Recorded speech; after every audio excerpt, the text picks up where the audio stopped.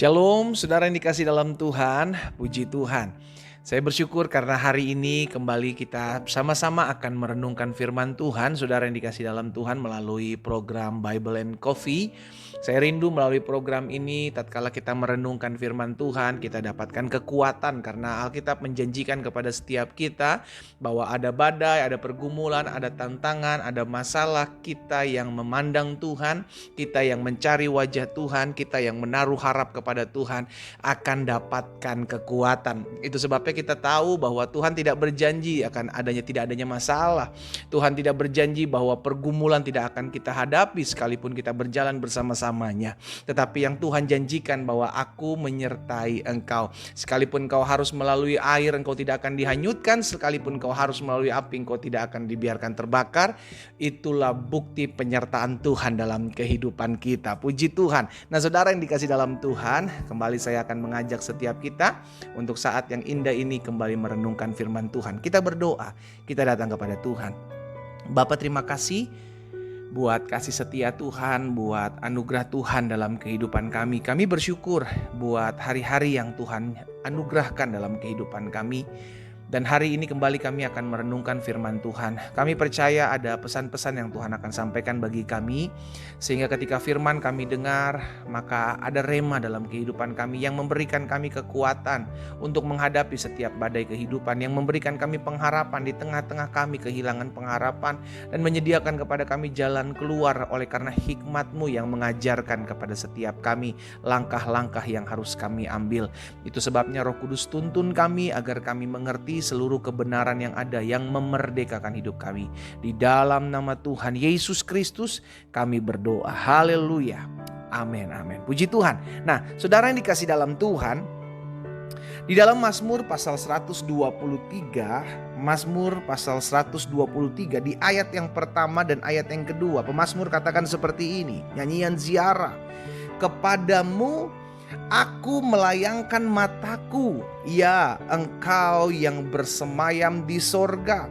Lihat, seperti mata para hamba laki-laki memandang kepada tangan tuannya, seperti mata hamba perempuan memandang kepada tangan nyonyanya, demikianlah mata kita memandang kepada Tuhan Allah kita sampai Ia mengasihani kita. Saudara yang dikasih dalam Tuhan, pemazmur mengajak kepada setiap kita, ayo layangkan, pandang. Setiap kali kita diperhadapkan dengan masalah, stop pandang masalahmu, stop pandang orang yang menyakitimu, stop pandang orang yang mengecewakanmu. Arahkan pandangan kita kepada Allah yang ada di sorga. Kenapa kita perlu melayangkan pandangan kita kepada Allah yang ada di sorga? Karena ketika kita mengarahkan pandangan kita kepada Tuhan, kita dapatkan kekuatan, saudara. Alkitab katakan orang yang menanti-nantikan Tuhan, ia akan dapatkan kekuatan yang baru. Itu sebabnya kita diajar, kita diingatkan hari ini, apapun yang kita hadapi hari-hari ini, hadapi. Tetapi dengan mata yang tertuju, dengan arah pandang kepada Allah. Sehingga ketika ada sesuatu yang terjadi di hadapan kita, fokus kita tidak kepada keadaan. Saya ulangi sekali lagi, fokus hidup kita tidak kepada keadaan. Karena seringkali keadaan terjadi tidak sesuai dengan apa yang kita inginkan, saudaraku. Ada orang-orang yang sudah melayani Tuhan, ada orang-orang yang sudah berkorban, ada orang-orang yang sudah berjerih lelah dalam mencari Tuhan. Tetapi keadaan tidak terjadi sesuai dengan apa yang dia inginkan. Akhirnya karena fokus kepada keadaan, dia mulai kecewa. Aduh, katanya ikut Tuhan gak ada masalah. Kata ikut Tuhan ada pergumulan tapi ditolong Tuhan. Tapi kok sampai hari ini masalah saya gak kelar-kelar, pendeta? Iya kan? Sampai hari ini pergumulan saya gak selesai-selesai, pendeta. Sampai hari ini doa-doa saya belum dijawab, pendeta. Saudara yang dikasih dalam Tuhan, kita mengikut Tuhan. Tetapi tetap punya pergumulan, tetap punya masalah. Bahkan ada kalanya kita ikut Tuhan, doa-doa kita belum dijawab. Karena apa? Karena kita dilatih, kita diajar, kita dididik. Bukan untuk ngatur Tuhan, tetapi kita yang diatur oleh Tuhan.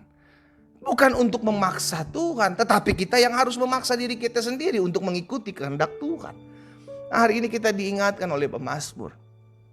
Ayo pandang Tuhan, seperti dicontohkan, diumpamakan sama seperti seorang hamba laki-laki memandang tangan tuannya, hamba perempuan memandang tangan nyonya, penuh dengan pengharapan, saudaraku. Karena ketika kita memandang Tuhan, kita penuh dengan pengharapan. Dan Alkitab katakan pengharapan kepada Tuhan tidak akan pernah mengecewakan. Tuhan Yesus pernah mengatakan mata adalah pelita tubuh. Karena seringkali apa yang kita lihat bisa membuat kita lemah. Namun sebaliknya kadang ada yang kita lihat dan membuat kita kuat. Kapan kita melihat apa kita kuat? Ketika kita melihat janji Tuhan. Ketika kita melihat firman Tuhan. Ketika kita melihat jalan-jalan keluar yang dibukakan oleh Tuhan. Kita menjadi kuat. Tetapi sebaliknya ada kalanya kita menjadi lemah ketika kita lihat sesuatu. Kita lihat masalah. Kita lihat suami kita belum bertobat, kita udah doakan, kita udah puasakan. Kita lihat istri kita masih kepala batu, gak mau tunduk. Kita lihat anak-anak kita udah jauh dari Tuhan. Ada kalanya hal-hal seperti itu yang kita lihat membuat kita lemah. Saudara yang dikasih dalam Tuhan, stop, pandang apa yang kau bisa lihat hari ini. Mulai pandang kemuliaan Tuhan. Mulai arahkan pandanganmu kepada sorga, sehingga engkau mendapatkan kekuatan. Karena seringkali apa yang kita lihat membuat kita lemah. Namun di sisi lain seringkali juga apa yang kita lihat bisa mendapatkan kekuatan buat kita. Tergantung kita arahkan pandangan kita kemana. Iya kan? Suatu kali Elisa bersama dengan bujangnya di Dotan dikepung oleh orang-orang Aram, saudara dikasih dalam Tuhan. Mata daripada bujang Elisa melihat keadaan yang terjadi sehingga kata-katanya akhirnya melemahkan. Celakalah Tuanku, kita binasa. Tetapi Elisa dengan santainya berkata, tenang. Yang menyertai kita lebih banyak. Bingunglah bujangnya Elisa ini. Dari mana dia melihat? Karena Elisa melihat bukan seperti apa yang bujangnya Elisa lihat. Sampai sini mengerti saudara? Supaya apa? Supaya kita menyadari hal ini. Bahwa di balik sesuatu yang sesuatu yang kita lihat saat ini, ada sesuatu yang Tuhan buat yang terkadang tidak bisa kita lihat dengan mata jasmani. Hanya bisa kita lihat lewat mata iman. Itu sebabnya kita dapat berkata Allah turut bekerja dalam segala sesuatu untuk mendatangkan kebaikan.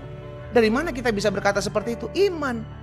Orang mengecewakanmu, orang mengkhianatimu, orang menyakitimu, kita berkata Allah turut bekerja dalam segala sesuatu untuk mendatangkan kebaikan. Kalau tidak pakai iman gak akan pernah bisa kita bilang begitu. Karena yang kita lihat keadaan, orang ini nyakitin, orang ini ngecewain, orang ini ngerugiin saya. Tetapi karena kita melihat sama seperti apa yang Elisa lihat, kita bisa berkata Tuhan bisa pakai segala sesuatu untuk mendatangkan kebaikan dalam hidup saya. Termasuk apa yang manusia jahat buat dalam kehidupan saya. Amin saudara. Hari ini saya mengajak setiap kita. Ayo arahkan pandangan kita ke tempat seharusnya kita memandang, yakni ke sorga. Ya, karena seringkali kalau kita lihat keadaan kita kecewa. Kita lihat orang, kita sakit hati. Kita lihat keadaan yang hari-hari ini tidak sesuai dengan apa yang kita inginkan. Kita mulai tidak lagi tertarik dengan hal-hal rohani. Kenapa? Karena kita berpikir kok seperti ini ya, saya udah setia kok seperti ini yang terjadi. Mulai hari ini pandang sorga, pandang Tuhan, pandang kemuliaan Allah. Ibrani 12 ayat 2 bilang begini, marilah kita melakukannya dengan mata yang tertuju kepada Yesus. Haleluya. Yang memimpin kita dalam iman dan yang membawa iman kita itu kepada kesempurnaan. Dengan mengabaikan kehinaan, tekun memikul salib, ganti sukacita yang disediakan bagi dia yang sekarang duduk sebelah kanan tahta Allah. Pandang Tuhan Yesus. Sama-sama bilang sama saya harus memandang Yesus, bukan memandang masalah saya. Amin. Di setiap hari dalam hidup kita diperhadapkan dua hal. Kita mau memandang kenyataan yang terjadi yang membuat kita seringkali kecewa, atau kita tetap mau memandang Tuhan dengan segala janji-janjinya yang sekalipun sampai hari ini belum terjadi, tetapi kita mau beriman itu akan dinyatakan Tuhan dalam kehidupan kita. Itu keputusan kita. Yang mana yang mau kita lihat, ke arah mana kita akan melayangkan pandangan kita. Kita berdoa, kita datang kepada Tuhan. Bapa, dalam nama Tuhan Yesus, terima kasih buat benih firman Tuhan. Kami bersyukur setiap benih firman Tuhan membuat kami kuat menghadapi setiap tantangan kehidupan. Betul, Tuhan tidak menjanjikan tidak adanya masalah dalam hidup kami.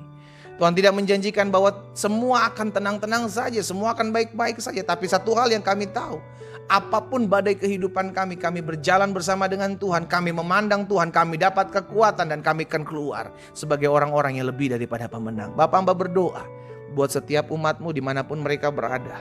Di dalam nama Tuhan Yesus, Biarlah mulai hari ini kami mau belajar mengarahkan pandangan kami kepada Tuhan, sehingga setiap hari lahir hati yang bersyukur dengan segala keadaan yang terjadi. Berkat-Mu juga ada atas setiap anak-anak Tuhan yang sedang mengalami kelemahan tubuh. Tuhan, hamba berdoa dari tempat ini dalam nama Yesus, oleh bilur-bilur-Mu mereka yang sakit sudah dijamah dan disembuhkan Tuhan. Tergenapi firman Allah dalam hidup kami, disampaikan firman, disembuhkan mereka terjadi. Di dalam nama Tuhan Yesus Kristus kami berdoa. Haleluya. Amin.